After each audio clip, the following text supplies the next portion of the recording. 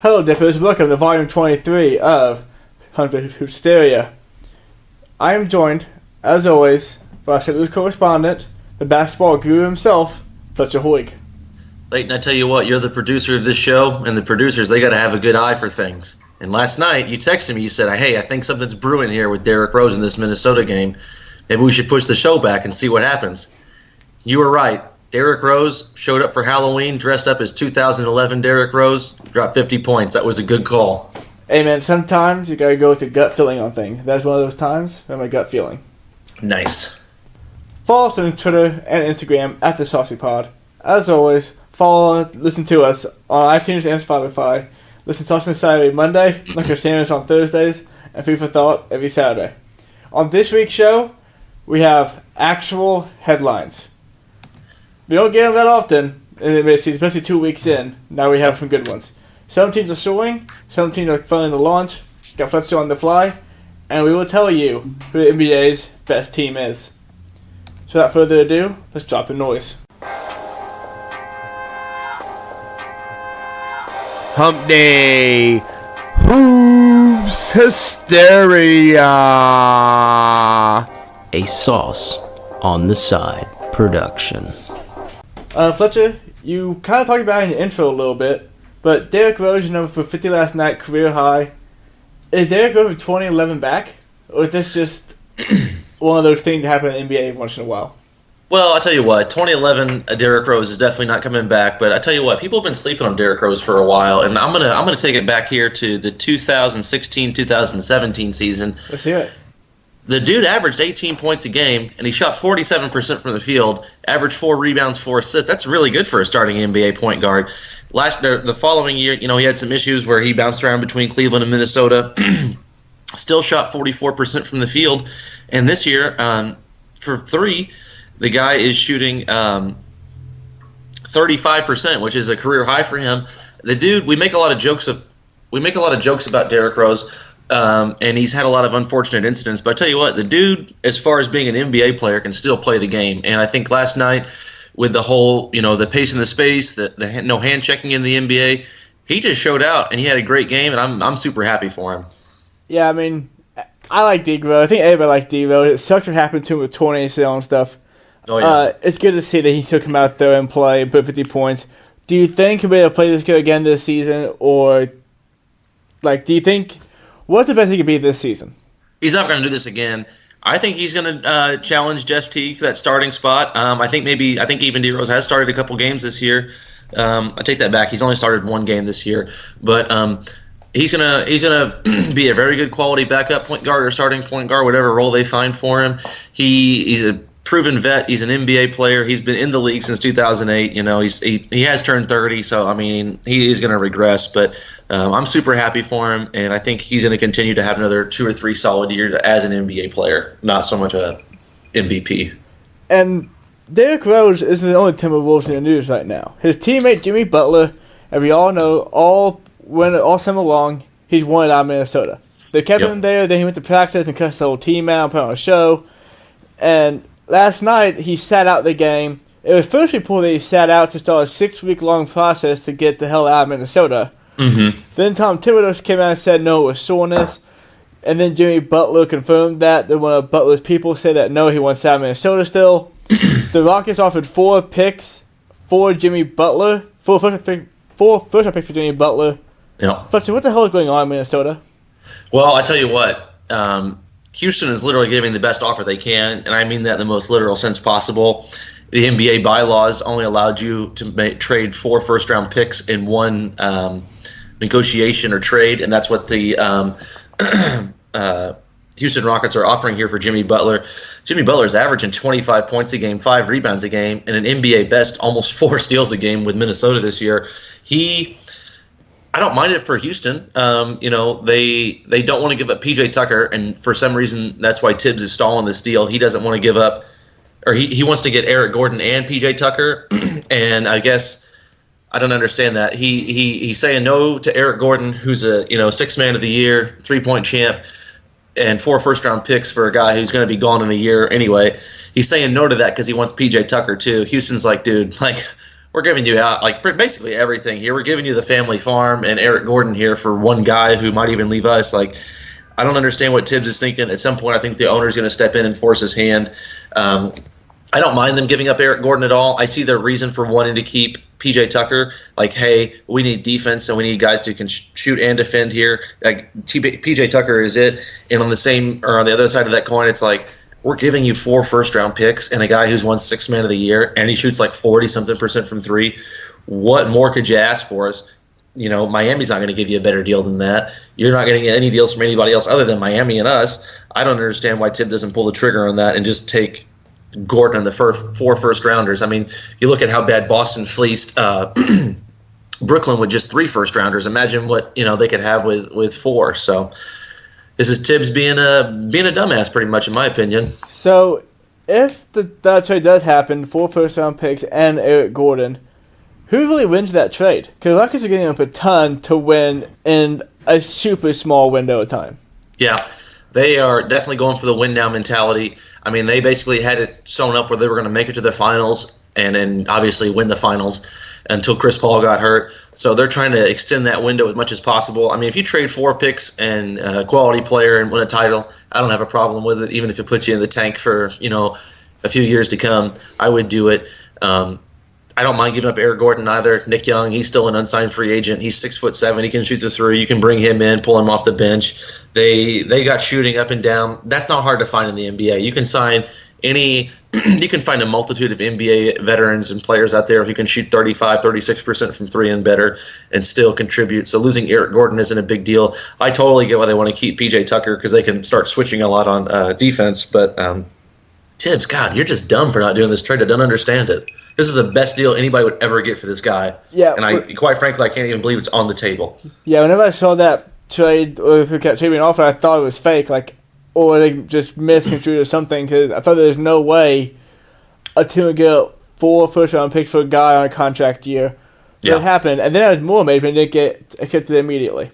Yeah. So, going to another player who wants to be out of the current situation, and that's J.R. Smith. Rumors came out yesterday that he wanted traded. And he got asked today by a reporter flat out, do you want traded? And he said, yeah. Just fully said, yeah. Then they said, the team no? He said, yeah, they know. They don't want me here. So, obviously things aren't going good in Cleveland. They're 1-6. Yep. Just fired the head coach. J.R. Smith obviously pissed off. What shooters, or what kind of deal do you think we could get for J.R. Smith? And do you see him winding up on the Lakers? That's a good question about the whole Lakers thing. You could look at a deal maybe over the deadline where, LA is sold on Lonzo Ball, and they're like, maybe we can give up Rondo and get another shooter, especially a guy LeBron likes. But I think JR wants to be traded before then, and JR early in this year, in 6 or 7 games they played, has already had 2 games where he didn't come in and play at all, and they weren't due to injury, they were due to coaching decisions. So I'm not for sure how much Cleveland wants him there either.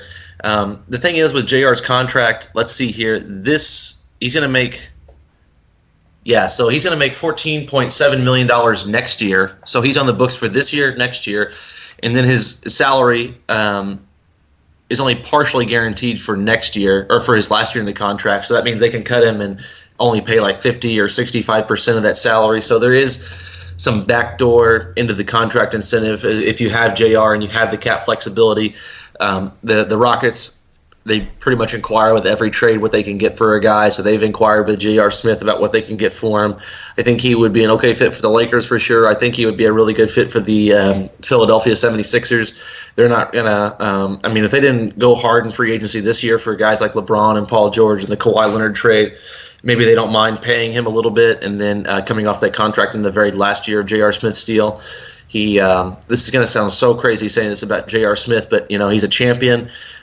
He could be a locker room presence, a veteran guy. He shot 45%, he shot 38% from 3 last year. A lot of teams would really like that. He's an athletic guy. He can get on the break. It's just, can you deal with the stupid on the court stuff, basically? Yeah, and sticking on the Cavalier team, everybody knows they fired Tyronn Lue. End of last week. They were 0-6 at the time. Now they're 1-6, or maybe 1-7 even. We talked about it on Monday. I don't think it's fair to fire Tyronn Lue because just lost the best player in the world, maybe the player of all time. Trying to figure out how to win with a team of guys that are really, really, really bad. Yeah. And just trying to make something work. And they've been putting up points. They lost the game to the Hawks, and that was kind of the finishing move for them. Yeah. But do you think it was fair for them to fire Tyronn Lue after only 6 games? I don't think. Well, here's the thing. Tyronn Lue, when they fired him, they said, well, he's a defensive guru. He's a defensive guy. That's what he's going to bring to Cleveland. Last 2 years he was in Cleveland, their defense was garbage. It was bottom in the efficiency of defensive ratings. What I view this as, Tyronn Lue was hired by LeBron, basically. Like, LeBron put his foot down and wedged a gap in that door there to get Tyronn Lue in. Dan Gilbert didn't like LeBron, so he doesn't like Tyronn Lue. And on top of that, they hired a new GM, and this GM didn't have any say-so in hiring Tyronn Lue. And in professional sports, that's a big thing. You saw that with Cleveland. Like, Hugh Jackson, if somebody said, like, hey, you're going to play all these tough teams, you're going to play the Ravens, you're going to play the Chargers, the Steelers, all these tough teams, and through the end of it, you're going to be 2-5-1. Coming into the season as a Browns fan myself, I'm like, that's not that bad. But the thing is, Hugh Jackson wasn't hired by this GM, so he was already on the short leash. He got canned with the whole stuff with Todd Haley. I think that's what you're seeing here. This was a guy who wasn't wanted necessarily by the front office. He wasn't hired by the front office. Even the ownership group didn't want him. So they were just looking for any reason they could. They said 6 games or 7 games in or whatever it was. They were like, hey, you're out the door. And they're probably just looking to hit the reset button. But the thing is, the Cavaliers, I mean, they're, the most unstable franchise there is right now in basketball, in my opinion. So, what do you think next for Tyronn Lue? Because, like I said, he's a really young coach. He probably won't get a head coaching job right off the bat again. But no. Do you think he'll coach again this season or take the rest of the year off? He had the issues with the mental health concerns last year. I could see him taking this year off. Taking the whole year off, just getting to himself, seeing basketball from a distance, and seeing the game slow down from a coaching perspective. That's what Tibbs did for a while before he got hired back in Minnesota. He was on the Warriors staff as an associate coach and kind of worked with the rotations and minutes guy. And obviously, that didn't work out too well for Tibbs. He still hasn't figured that out. But I could see Tyronn Lue taking this whole year off and working his way back into a smaller role and then expanding again within a franchise like that. Yeah, that makes more sense to me too. Just slowly working your way up and then when you get into the rebuilding process or something, get to know the guys when they're young. So now we want to talk about a couple of teams here. We only have one undefeated team left in the NBA, the Milwaukee Bucks. They play the Celtics tonight. They average 120 points per game. Yep. We talked about how the Bucks are definitely be better this season, maybe a top 4 seed in the East. I don't think either of us saw them scoring 120 points a game, though. Absolutely not. Besides the 120 points a game, what have they done so well? And where do you think they wind up in the hierarchy of teams in the East, like the Raptors, the Celtics, 76ers, and maybe even the Pacers? Well, first thing, with the moves the Bucks did, they did some very underrated things. And the first one, I'll just talk about the whole Jabari thing. They let him go. That caught a lot of flack from a lot of people, especially when they saw the deal that Chicago signed him to. It was a 2-year, $40 million deal, 20 each year, with a team option in the second year. And everybody's like, "Wow, that's such a team friendly deal. Why would the Bucks not match it?" And I'm not saying Jabari puts him over the edge or anything like that, but having Jabari aside from the injury concerns, he's a legitimate player. But we know what they did. They bring in Mike Budenholzer, who was a former coach of the year, that team with Atlanta that got the 62 or 3 wins and got the 1 seed out east. Sure, they lost to LeBron in the playoffs, but he did really well with that team. He was a part of that Popovich coaching tree. Really had a great offense, and he's brought that same kind of offense here to the Bucks. He's got Eric Bledsoe to really buy in on defense and be that defender that everybody knows he's capable of being with that physical prowess and stature he has. But then he's making things work on offense. They drafted Dante DiVincenzo, who's an athletic guy, he can shoot. But then on top of that, they bring in 2 really quality big men who can stretch the floor, and Brook Lopez and Ersan Ilyasova. Brook Lopez shot close to in the upper 30s last year for the Lakers from 3. He's a 7-footer who can legitimately protect the rim too. They signed Ersan Ilyasova. You saw how well he stretched the floor and how much he meant to the 76ers last year at the end of their season. And he's a guy who can defend the floor well too. Not so much above the rim, but positioning and footwork and stuff. So, they add two big men who can legitimately shoot and defend well. Brook Lopez defends the rim. Ersan Ilyasova, 6'10 or 6'11, moves his feet well on defense. Always top of the league in charges taken. So that's a different kind of defense that you don't always get. The one thing they did, they kept the length with Brook Lopez and Ersan Ilyasova and even Dante DiVincenzo being, such a athletic shooting guard. What they did, they already had a team with so much length with Giannis and Tony Snell, John Henson, Eric Bledsoe, Chris Middleton, all these guys. They add that length, but in addition or concert to it, they also add shooting too. So it's really opened up lanes for Jabari. It's opened up lanes for Eric Bledsoe where they can both play on the floor at the same time. The Bucks have legitimately made some serious moves with the coaching staff and the player personnel, even though it is incremental. It's proving to be mighty or significant in the sense that it's translating to wins. I don't think this is going to continue this amazing run that they're on right now, but they're definitely a lock for a top 4 seed. They're going to be battling with Philly and Indiana, I think, come down the stretch for seeding in the East.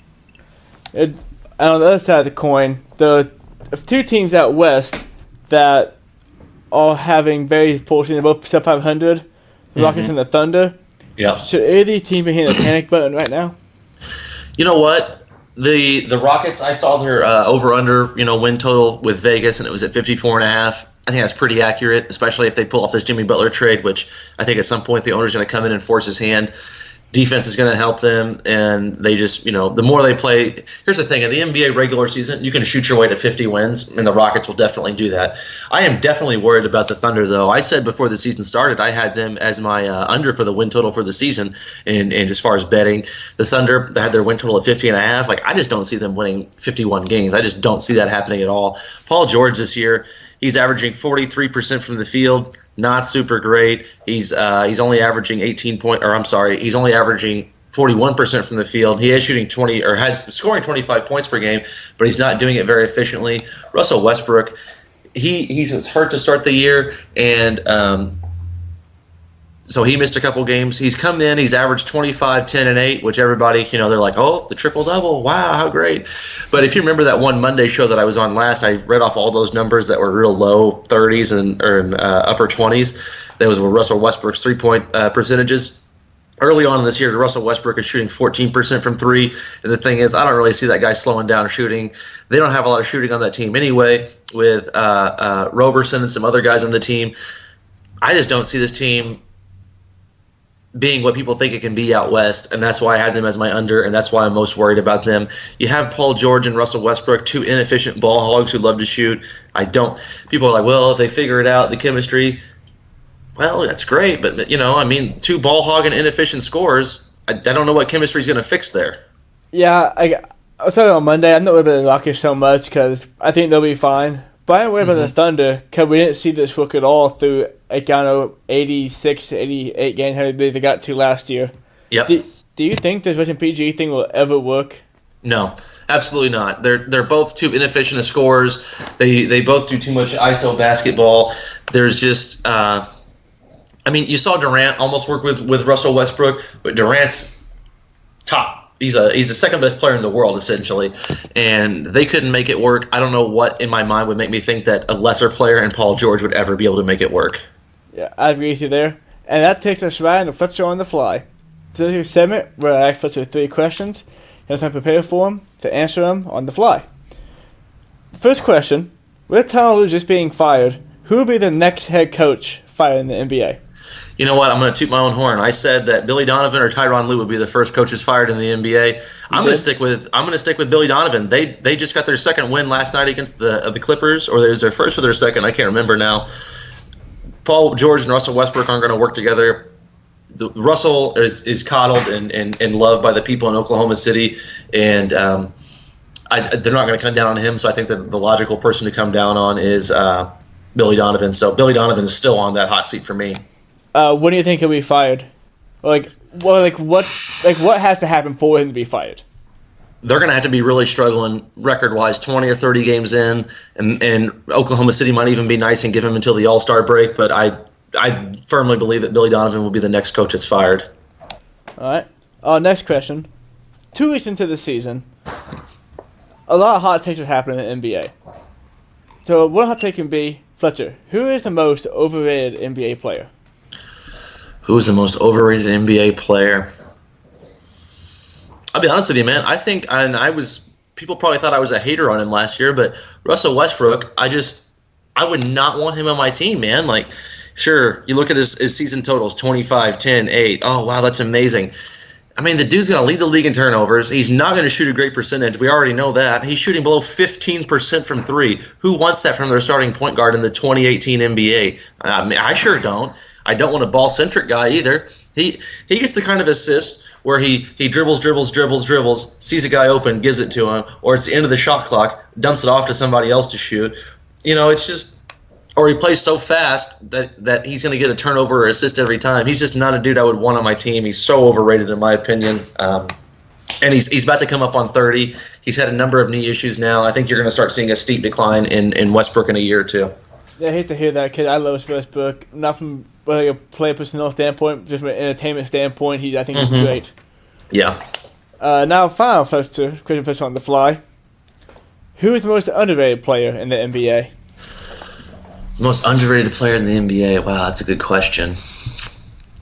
Most underrated guy. Man. Pretty stout question. That is a good question. Most underrated guy. I tell you what, this is probably going to surprise you, and there might be a better person to fit this underrated mold, but I'm going with Chris Middleton from the Bucks. You look at him last year during the playoffs, he really went off, was getting over 20 a game, no problem. The guys on the NBA TNT crew, Shaq, Kenny, Charles, they were all calling this guy a professional bucket getter, and they were like, what's taking us so long to call this guy a professional bucket getter? And I totally agree with them. Chris Middleton, for a while, he was a guy that I would trade for on 2K pretty often just because, I don't know for why, but the Bucks would always deal him on the game.